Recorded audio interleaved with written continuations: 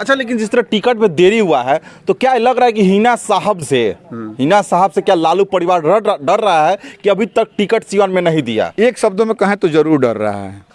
गोपालगंज का जो खेल हुआ उससे जो डर है वो एकदम निश्चित, एक शब्द में कहें तो डर है, तो डर है। चुनाव का तिथि लगातार नजदीक आ रहा है, लेकिन अभी तक एनडीए तो अपना प्रत्याशी उतार दिया और महागठबंधन से कल बिहारी चौधरी काफी भव्य रैली निकाले थे, पूरे लोकसभा का भ्रमण किए और उनके द्वारा कहा गया कि हमको सिंबल मिल गया, लेकिन देर शाम जैसे लेटर आया पूरे सीवान में भौकाल मच गया है और इसमें बताया जा रहा है कि हिना साहब भी राजद से आ सकती है। तो क्या लग रहा है कि मैंने बिहारी चौधरी मैदान में आएंगे क्या महागठबंधन? हिना साहब का मतलब मेरे हिसाब से हिना साहब ऐसा लगता है जैसे कि उनके जो बहुत काफ़ी नज़दीक लोग हैं उनके हिसाब से हिना साहब राजद के टिकट पर नहीं आएंगे, मुझे लगता है। लोकसभा चुनाव को लेकर सीवान में महागठबंधन आखिर अभी तक प्रत्याशी क्यों नहीं उतार रहा है, ये काफी सोचने वाला बात है।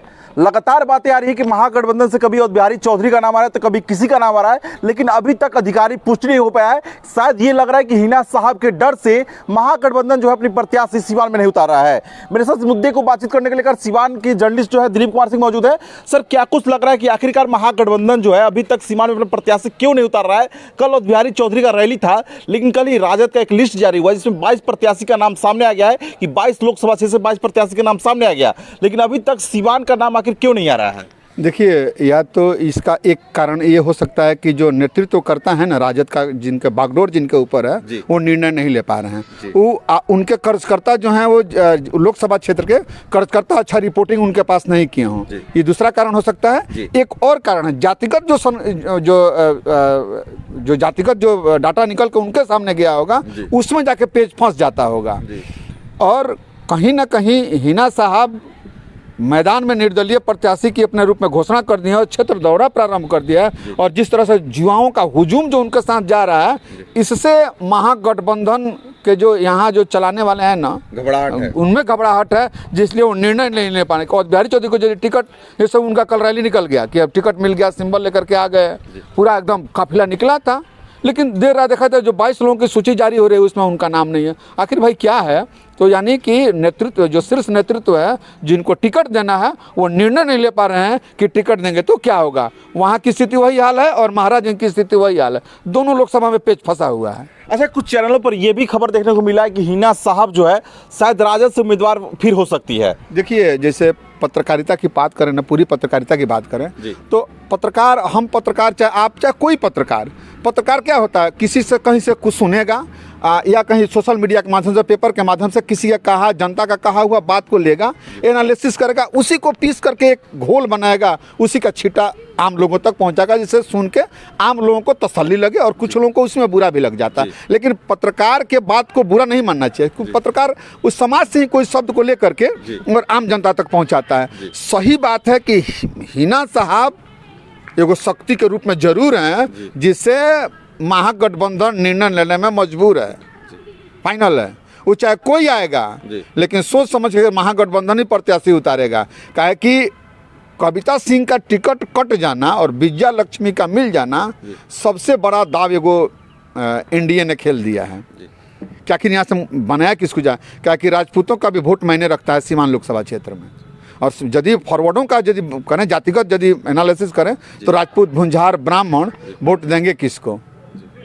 क्या कि देखा जाए तो राजनीतिक दाग सब पे है। अब किसको उतारा जाए, यही पेज फंसा हुआ है, जिस कारण दोनों सीवान और महाराजगंज दोनों में पेज फंसा हुआ है। लेकिन चाहे हिना साहब भी कहीं दूर दूर से कहीं पीछे बोली भी नहीं है कि हमको टिकट के लिए हम चाह रहे हैं, चाहे मिले हों, इस तरह कहीं से कोई कुछ नहीं आया है। लेकिन हिना साहब का बाइकाट कर देना कि मैं निर्दलीय चुनाव लड़ूंगा, ये सबसे बड़ा मुद्दा है और सबसे बड़ा राजनीतिक गेम है। और महागठबंधन का प्रत्याशी यदि कोई होगा तो संभावित, मुझे जो लगता है उसमें से कोई राजद का कैंडिडेट जरूर सीवान लोकसभा में आएगा। तो अभी जाकर के यह खेल, जिस तरह का अभी पारा चढ़ा हुआ है ना, मौसम का जो पारा चढ़ा हुआ है, राजनीतिक पारा उसी तरह चढ़ा हुआ है, किसको मिलेगा किसको मिलेगा। जहाँ एक कैंडिडेट आएगा, पहले भी हम लोग बातचीत किए थे तो उसमें कहा था एक कैंडिडेट आएगा, एक कैंडिडेट जीवन यादव आ गए। जीवन यादव का आना भी एक गेम होगा और उसमें देखिएगा लास्ट तक हमको लगता है कि कोई राजपूत कैंडिडेट महागठबंधन किसी को भेजेगा अब किसको भेजेगा ये हम लोग भी नहीं जानते। मतलब बहुत बिहारी चौधरी का टिकट कट भी सकता है। मैंने मान के चलिए 90% कट भी सकता है, क्या कि महागठबंधन से ही दोनों लोगों की पहचान हुई। या तो हिना साहब थी और बिहारी चौधरी थे, दोनों लोग एक बहुत काफ़ी दिनों से लंबा राजनीतिक मतलब संबंध रहा है। और ऐसे में दो लोग एक ही खेमे के दो लोग लड़ेंगे तो कौन से मुद्दा लेकर के आएंगे सामने, राजनीतिक डर है कि क्या होगा। अच्छा, अपने आप को जो प्रत्याशी मान रहा है कि महागठबंधन का प्रत्याशी हैं, तो अभी भी सीवान में खेला हो सकता है। हाँ हाँ, जिससे मान के चलिए शादी विवाह किसी लड़के का होना होता है, जो ही अगुआ आता है तो अगल बगल के समझते कि ब्याह तय हो गया, लेकिन तय किसी एक ही से होता है।